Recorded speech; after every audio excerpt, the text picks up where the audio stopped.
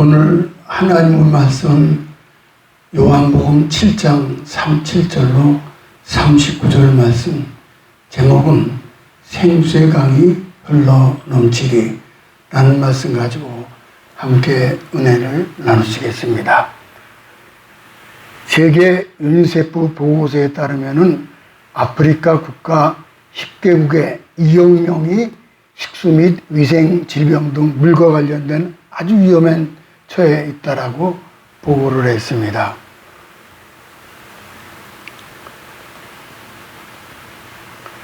그러니까 이 아프리카에서는 먹는 식수에 대해서 1급, 2급 그런 정도가 아니에요. 3급, 4급 그게 아니라 아예 마시지 못하는 흙탕물이죠.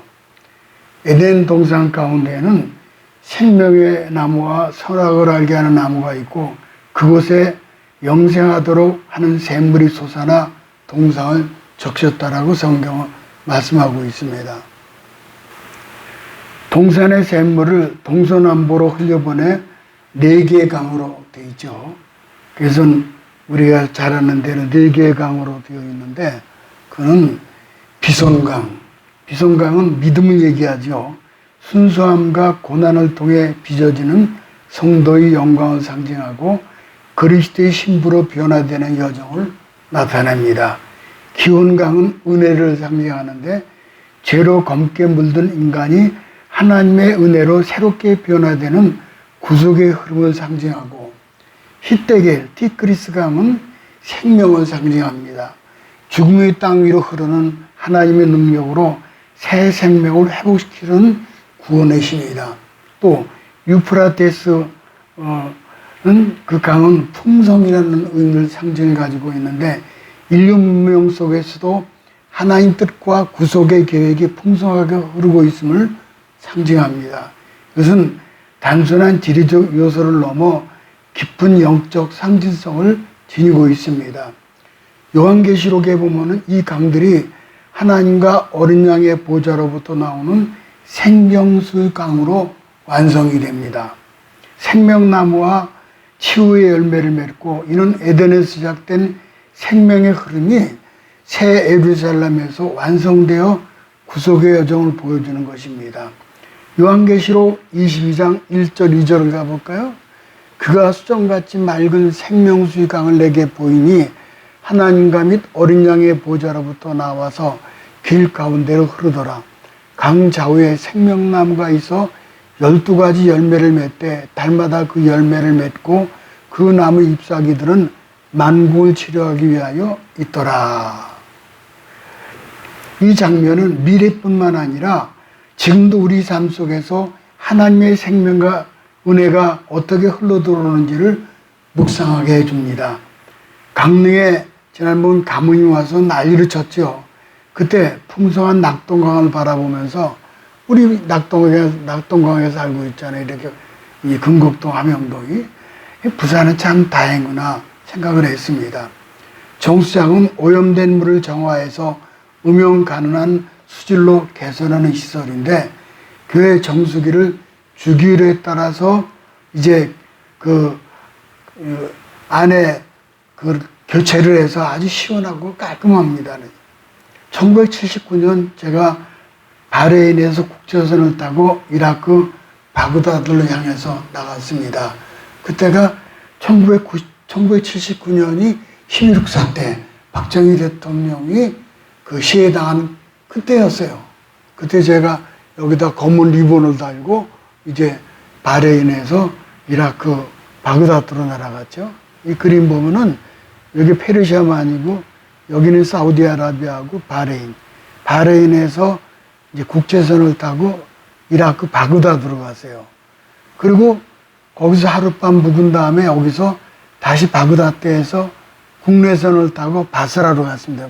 우리나라 말하면 서울 부산이죠. 바스라. 그런데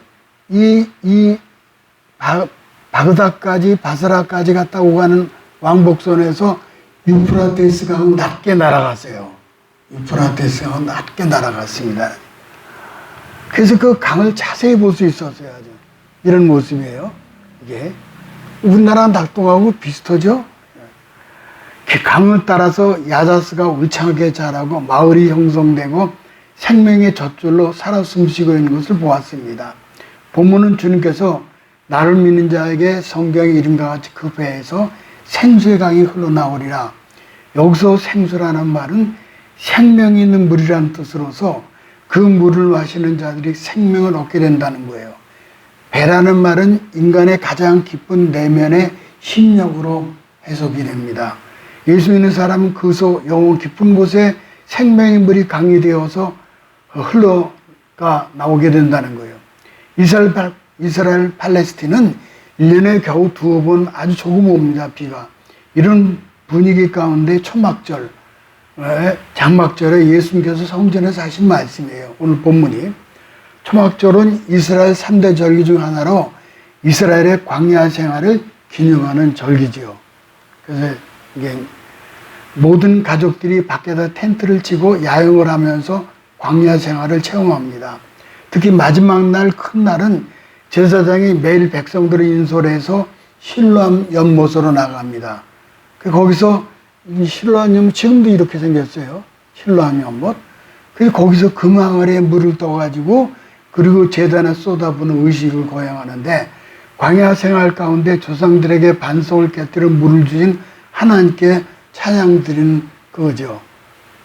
그래서 이 금항아리에 갔다가 제단에 분 이런 가운데 예수님이 그 옆에 제단 옆에 서서 오늘 본문 말씀을 하시면서 예수 믿는 자에게는 창세기의 강의 시작과 요한계시록의 강의 마지막 완성으로 생수의 강이 흘러넘치게 될 것을 오늘 말씀해 주신 거예요.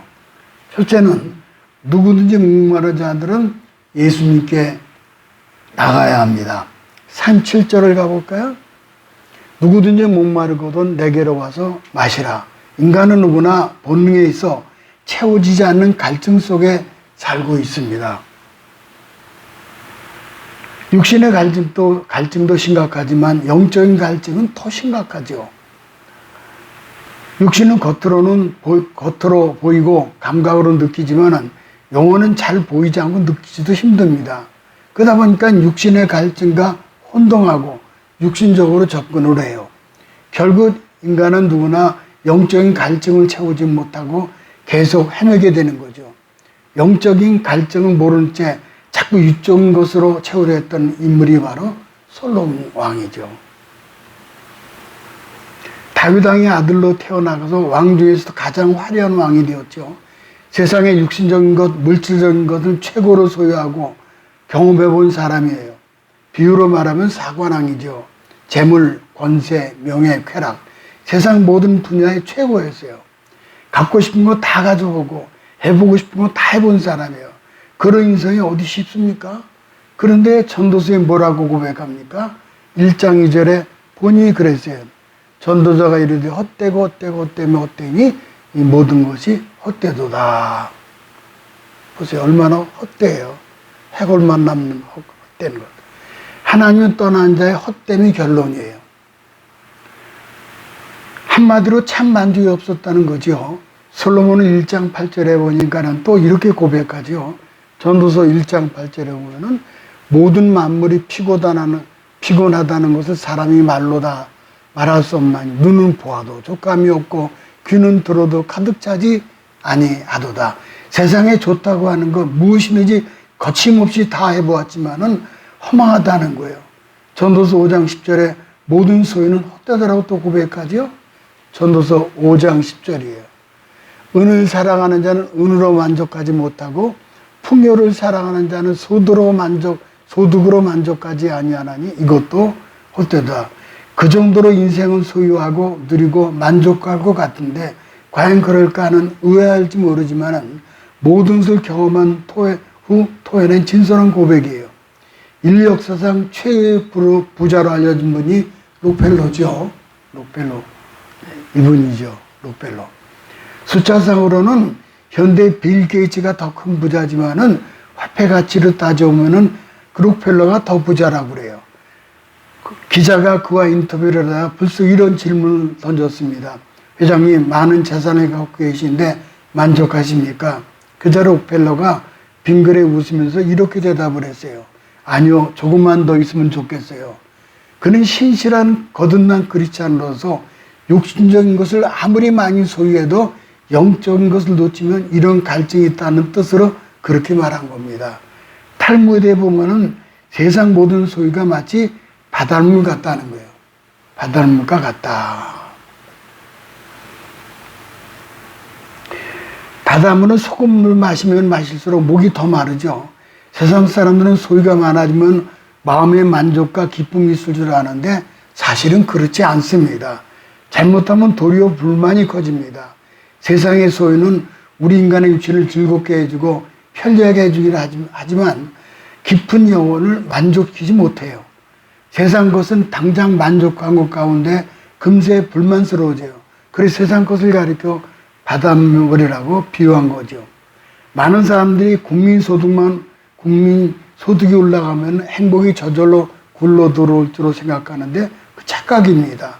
육신은 편리해질지 모르지만은 인간 깊은 영혼은 여전히 곤고하고 아니 갈수록 더욱 공허해지는 거죠.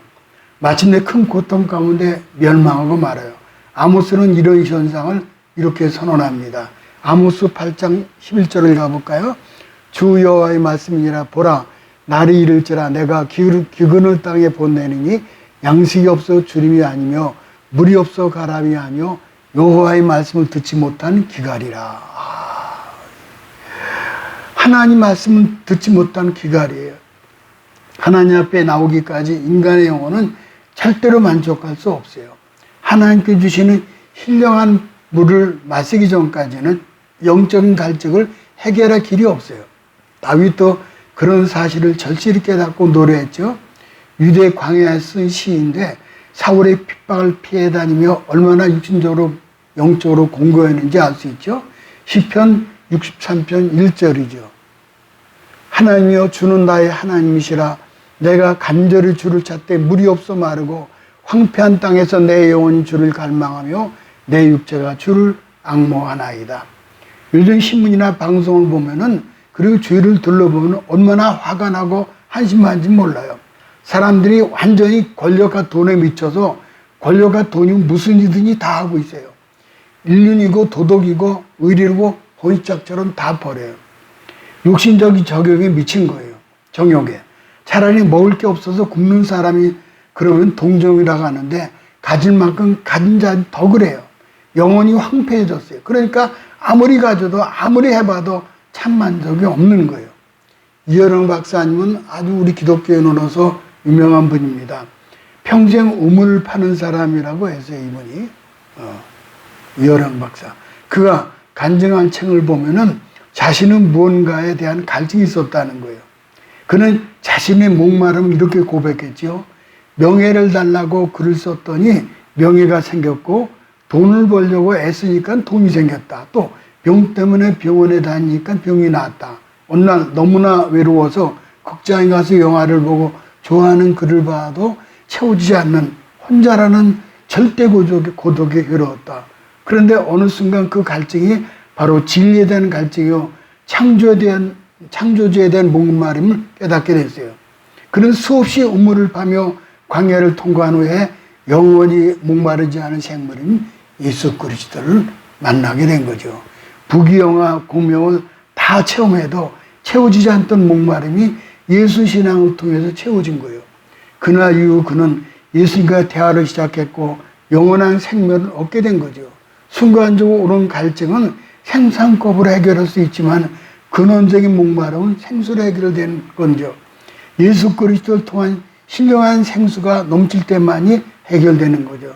그는 마침내 그토록 사모했던 천국에서 영혼의 갈증을 생수를 지금 마시고 있죠.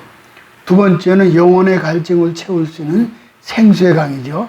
38절 가볼까요? 나를 믿는 자는 성경의 이름과 같이 그 배에서 생수의 강이 흘러나오리라 하시니. 초막절에 물을 퍼다 부어도 그때뿐이었어요. 그러므로 영원히 목마르지 않게 해주는 생수의 강이 있어야 합니다. 이것을 얻으려면 나에게 나오라는 거예요. 그럼 믿는 자에게 약속하신 생수의 강을 주시는 거예요. 여기서 생수는 예수님이 보내신 성령을 가르치는 거예요.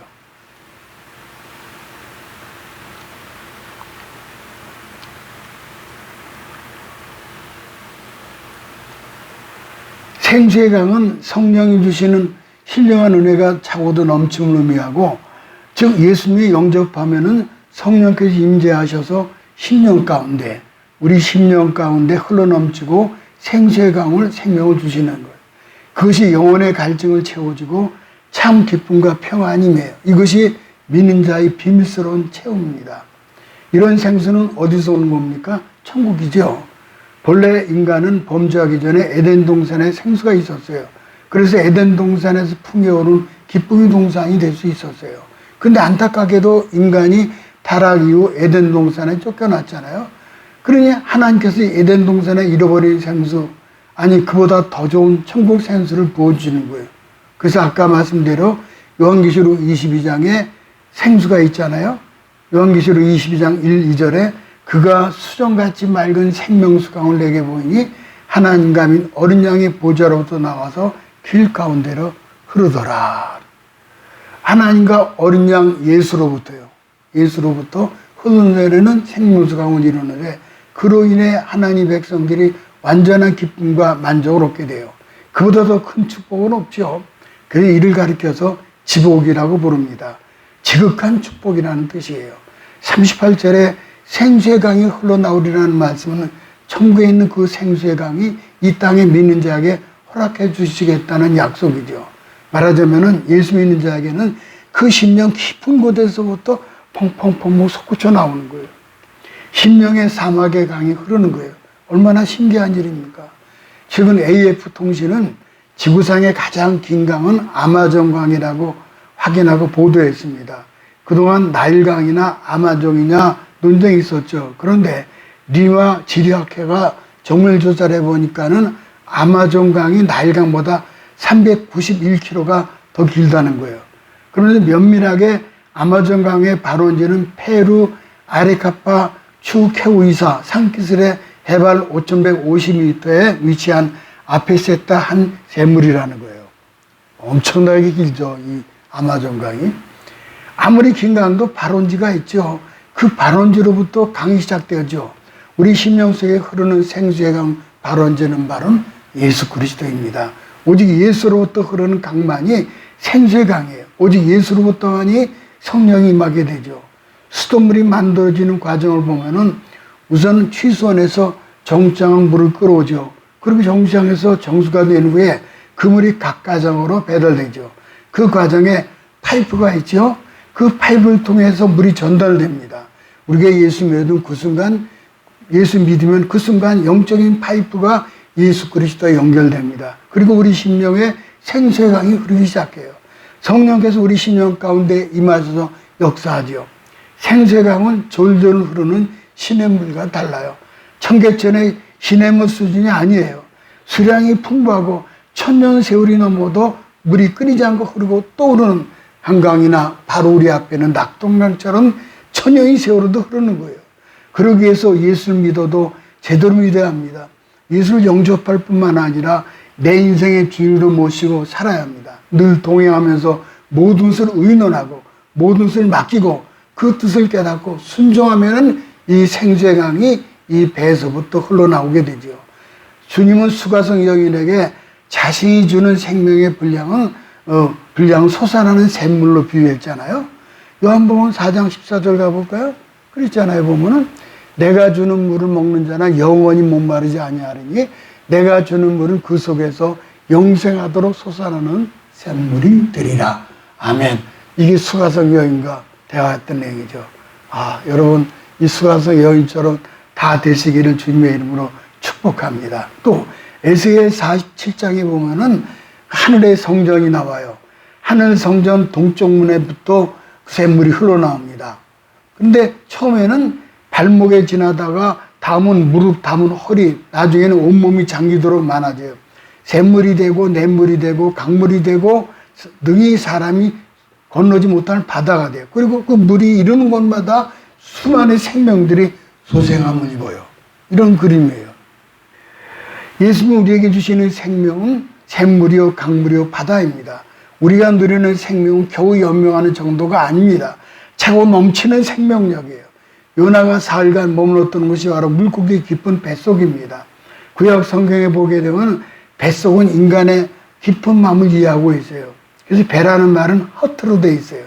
마음 중심에 모시고 있는 예수님으로부터 생수가 흘러나오는 거죠.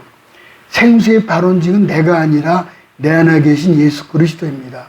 흘러넘친다는 것은 생명이 남에게까지 전달되는 뜻이에요. 이사야 선자는 성도들이 받을 축복을 이렇게 말씀합니다. 이사야 58장 11절을 가볼까요? 너는 물된 동산 같겠고 물이 끊이지 아니하는 샘 같으리라. 진정한 성도라면 그가 받은 축복이 자신에게만 머물지 않고 많은 사람들이 흘러가야 합니다. 한 사람으로 말미암아 생명의 샘물이 오는 가족에게로 이웃에게 만나는 사람마다 이 소망이 전달돼야 합니다. 많은 신자들이 자기 혼자만 독야청청합니다. 자기만 구원받으면 그만이지 남이야 굶든지 지옥에 가든지 그건 상관 안 한다는 거예요. 이것은 하나님이 바라신 바가 아닙니다. 생수의 강이 밖으로 흘러넘치는, 그래서 이제 복된 복의 근원이 되어야 되는 거죠. 사해 근처 쿰란에 에세네파가 살고 있었습니다. 이제 사해 이스라엘 가게 되면 이렇게 쿰란 동굴이라는 것이 있어요. 근데 여기에 이제 쿰란 동굴이 있는데, 이제 그들은 외부 세계와 단절하고 자신들끼리만 살았어요. 오직 죄와 세상에 떠나 내만 주력했고, 기도하고 예배드리고 성경 읽고 연구하는 것으로 업으로 삼았습니다. 그 결과 어떻게 되었습니까? 그들은 언제 없어졌는지 모르게 자취를 감추고 말았어요. 그래서 사해 근처에 살았다는 것이 매우 시사한 바가 큽니다. 이제 이 쿰란 동굴이고, 이거는 이제 여기 갈릴리 바다고요. 이건 사해죠. 사해는 더 이상 물이 흘러오지 고여 있기 때문에 어떻게 되죠? 썩는 거예요. 소금물이 되어버렸죠. 그래서 이 소금물 돼가지고 둥둥 떠 있는 그런 모습이죠. 이렇게. 그래서는 사해는 물을 받아들이기만 하고 내어놓을 줄 몰라요. 그래서 사해는 아무 생명체도 살 수 없어요. 오직 죽음만 있습니다. 에세네파는 사해처럼 죽음을 남기고 가버렸어요. 그런 것이 결코 기독교인이 될 수 없는 거예요. 오늘 예수님 우리에게 생수를 내면에서 강물처럼 넘쳐나서 내 사랑하는 가족에게, 이웃에게 흘러나가기를 원하고 계신다는 사실입니다. 세 번째는 성령의 생수를 부어주신 예수님이죠. 39절 가볼까요? 이는 그를 믿는 자들이 받을 성령을 가리켜 말씀하신 것이라. 생수는 예수님 믿는 자에게 부어주시는 성령이죠. 성령은 삼위일체 하나님의 영이요 그리스도의 영입니다. 예수 믿고 영생 얻었다는 것은 곧 우리 심령 가운데 성령 받았다는 것을 뜻하고, 그 성령은 영원한 생명의 원천이 되는 거예요. 성령이 심령 가운데 오시는 건 언제부터입니까? 바로 예수님이 영광 받으신 후였죠. 즉 십자가 부활 승천 이후 오순절 마가의 다락방에 성령이 강림한 거예요. 이런 사실은 예수님이 십자가 지시기 전부터 미리 예언해 주셨죠. 요한복음 16장 7절에 보니까 내가 떠나가는 것이 너에게 위기라. 내가 떠나가지 아니하면 보혜사가 너에게로 오시지 아니할 것이요. 가면 내가 그를 너에게 보내리니. 성령이 오셔서 우리 심령 속에 영원히 거하게 되신다는 거예요. 이를 성령의 내주라고 합니다. 요한복음 14장 20절을 가볼까요?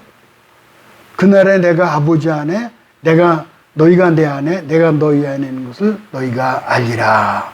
삼일째 하나님과 우리 영혼의 신비로운 연합이에요. 지금 신비로운 연합. 신비로운 연합이에요. 삼일체. 성부, 성자, 성령이 함께 하시. 이를 이루기 위해서 예수님께서 인간의 죄를 짊어지시고 십자가에 피 흘려 죽으셨죠. 그리고 이를 믿는 자마다 죄 사함 받고 사망에서 구원받고 영생을 얻게 하신 거예요. 이 영생이 바로 생수의 영입니다. 생수의 강을 주시기 위해서 예수님은 목마름을 우리 대신 경험하셨죠. 분명하실 때 무슨 말씀하셨습니까? 요한복음 19장 28절에 보니까는 내가 목마르다 그러셨어요. 이것은 영원한 사망의 목마름, 지옥의 고통입니다. 그러니까 십자가 대속으로 우리의 심령의 사막에 생수의 강을 흐르게 해주신 겁니다. 어거스틴은 학문, 쾌락, 종교 모두를 섭렵했습니다. 자유분방한 자유 방탕하였습니다. 그러나 참 만족이 없었습니다. 그러던 예수 그리스도를 만나죠. 어머니 모니카의 기도로. 그리고 생수의 강이 경험해요. 그가 뭐라고 고백합니까? 하나님이여, 당신의 품 안에 안기기 전에 내게 참 평안이 없었나이다. 지난 정부 1997년 말 김영삼 대통령의 정권 마지막에 이르러서 우리 한국에 엄청난 경제적인 위기의 바람이 IMF가 불어닥쳤습니다. IMF가 불어닥쳤어요. 보세요. 김영삼 때. 그때 이제 4.5정 시리즈가 있었는데 IMF가 돌입하기 직전 참모가 대통령에게 보고를 했답니다. 각각 이제 더 이상 버틸 수가 없습니다. IMF로 진입해야 할 것 같습니다. 대통령이 이렇게 물었다고 그래요. IMF가 뭐고? 각각 IMF는 국제통화기금의 약자입니다. 그래서 대통령은 웃자라고 국민들이 그렇게 국제통화를 많이 했는고 이런 멍청한 대통령이 어디 있어요. 한 나라를 다스리는 대통령이 대통령답지 않았다는 거예요. 나중에는 알게 됐지만은 이 김영삼이 5.18 폭동을 민주화 항쟁으로 바꾼 단군 이래의 가장 멍청한 사람으로 지금도 5.18 보상으로 나라가 거덜나고 있어요, 지금. 이 사람은 엉터리 장로였어요. 그래서 충영교회에서 출교시켜버렸어요. 그 당시에, 장로님이 이제 선거 났다 그래가지고 모든 교회들이 다 이 김영삼을 찍었죠. 나중에 보니까는 쭉정이에요, 이게. 쭉정. 완전 쭉정이에요.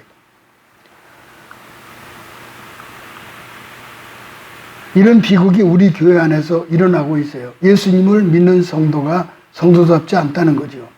시편 37편 3절에 보니까 그랬어요. 오늘은 환난과 책벌과 능욕의 날이라. 아이를 낳으려 하나 해산할 힘이 없음 같도다. 아까 IMF 말씀이 나왔지만은요. 지금 큰일이에 우리나라가 지금 이거 뭐 IMF 또 맞을까봐 걱정해야 돼. 여기 보니까는 이제 이 앞에 보면은 그랬죠. 오늘은 환난과 책벌과 능욕의 날이라 아이를 낳으려 하니 해산할 힘이 없음 같도다. 해산할 힘이 없다는 거예요. 힘이 있어야 되는 힘을 주어야 아기를 낳을 수 있는데 힘이 없어요. 산모도 죽고 아기도 죽게 돼요. 내가 하나님 말씀을 듣고 그 말씀대로 살려고 하지 내 속에 능력이 없음을 깨달아요.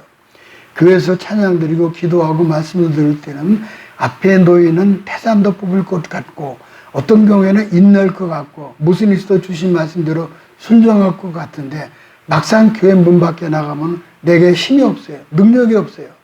세상과 싸워 이겨야 하는데 힘이 없어요. 그러다 보니 죄책감, 낭패감, 패배감으로 돌아눕고 한숨 짓고 눈물만 흘립니다. 결국은 한심하고 불쌍한 자신을 바라보면서 심한 자괴감에 빠집니다. 무엇이 문제입니까? 생수이신 예수님께 나아가 이미 예수님 믿고 예수님 의지하고 살고 있음에도 불구하고 예수님 믿음으로 내가 이미 성령 받았음에도 불구하고 왜 이렇게 힘이 없는가?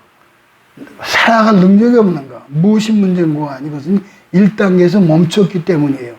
예수 믿는 자에게 약속하신 성령의 생수를 받아 마셔야 합니다. 계속 받아 이것은 단지 1단계죠. 예수 믿고 난 다음에 2단계로 나가야 되는데, 그치? 성령이 내 안에 흘러 넘치는 단계죠. 보통 레스토랑에 가보면은 본 메뉴 이전에 입맛을 돋게 하기 위해서 스프, 에피타이저가 나옵니다. 에피타이저가요. 이때 사람들은 그게 맛있다고 더 달라고 해서 배가 부르게 먹어요. 그때 막상 본 메뉴가 나오면 배가 불러서 더 먹을 수 없어요. 에피타이저는 보통 요리사도 만들 수 있어요. 하지만 메인 본 메뉴는 아무나 만드는 게 아니라 1급 요리사가 만들어내는 거죠. 성령의 생수를 맛보는 것보다 성령의 생수가 우리 삶 속에 강물처럼 흐르는 것이 중요하죠. 조영기 목사님이 교회가 부흥을 하다가 갑자기 멈추게 되었습니다. 다 천국에 가셨지만 목사님은 답답했죠. 부흥이 멈춘 이유를 알지 못했습니다. 그래서 날 새벽기도 시간에 주님의 음성을 들렸습니다. 내 아들아, 너는 성령을 알고 있지만 교제한 적이 없었단다. 그런 음성을 들었어요. 주님의 음성을 들은 목사님이 주여 저는 거듭났습니다. 성령은 제 안에 임재하고 계십니다. 저는 이미 성령 충만을 이미 경험한 바 있습니다. 근데 더 이상 뭘 요구합니까? 뭐가 필요합니까? 그렇다 너는 성령은 하나의 체험으로만 되었다. 그러니 내게 말하노니 성령은 인격체이다. 인격체를 믿고 경험하고 경험으로 취급해서는 안 된다. 너는 성령님 한 인격체로 인정하고 믿고 환영하고 의지해야 하면서 새벽기도 모습이 달라졌다는 거예요. 무릎 꿇고 사랑하는 성령님, 저는 성령님 알고 있었지만 성령님 슬프게 하고 있었습니다. 이 목사님께서는 성령님 같은 깊은 교제를 나누다가 많은 영혼들이 구름대처럼 몰려오더라는 거예요. 미국에 있었던 일입니다. 미국에 있었던 일인데 한 수족관에서 있었던 일이에요. 미국의 수족관에 있었던 일인데 이렇게 수족관. 어린이 4명을 포함한 10명의 관람객들이 상어를 키우고 있는 수족관 위에 좁은 통로를 지나가다가 통로가 붕괴되는 바람에 상어 24마리가 들어있는 6m 깊이 수족관에 빠졌어요. 급히 투비를 던져서 떠 있었지만은 15분 동안 상어와 같이 있었던 거예요. 하지만 단 한 사람도 상어의 밥이 되지 않았습니다. 이유는 사고가 나기 바로 직전에 상어들이 먹이를 배불리 먹었다는 거예요. 여기서 주는 교훈은 뭡니까? 우리 안에 성령으로 충만하면은, 우리 안에 성령으로 충만하게 되면은, 그러면은, 세상 것들이 들어오지 못하는 진리입니다. 우리가 충만하지 않기 때문에 세상의 더러운 영향력이 밀어닥쳐 우리를 무너뜨리려 하는 거예요. 부디 성령 충만으로 생수의 강이 우리 배에서 흘러넘치기를 주님의 이름으로 축복합니다.